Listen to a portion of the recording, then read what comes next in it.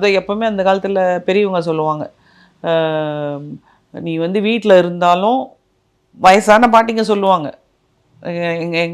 எங்களுக்கெல்லாம் கல்யாணம் ஆகிற டைம்லலாம் வந்து சொல்லுவாங்க, நீங்கள் வந்து நல்லா ட்ரெஸ் பண்ணிவிட்டு நீட்டாக இருக்கணும், புருஷன் வீட்டுக்கு வரும்போது நீட்டாக இருக்கணும் அப்படின்னு சொல்லுவாங்க. நீங்கள் வேலையெல்லாம் பார்த்துட்டு அழுக்கு நைட்டியோடு உட்காந்துட்டு இருக்கக்கூடாது அப்படின்னு சொல்லுவாங்க.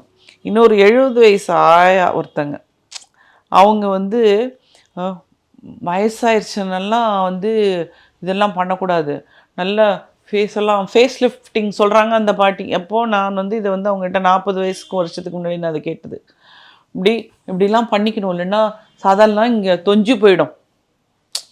அன்றைக்கி நம்ம பெரியவங்களாம் ரொம்ப யோசிச்சுருக்குறாங்க. நம்ம தான் வந்து அவங்க சொல்லி கொடுக்குறத கேட்காம அவங்களாம் வந்து என்ன சொல்கிறது, நாட்டுப்புறம் ஒன்றும் தெரியாதுன்னு அவங்கள சொல்லி நம்ம வந்து இது பண்ணிகிட்ருக்கோம். அவங்க சொல்கிறாங்க, என்னதான் இருந்தாலும் புருஷன்கிட்ட முன்னாடி நம்ம அழகாக சிங்காரிச்சிக்கிட்டு நல்லா இருக்கணும்.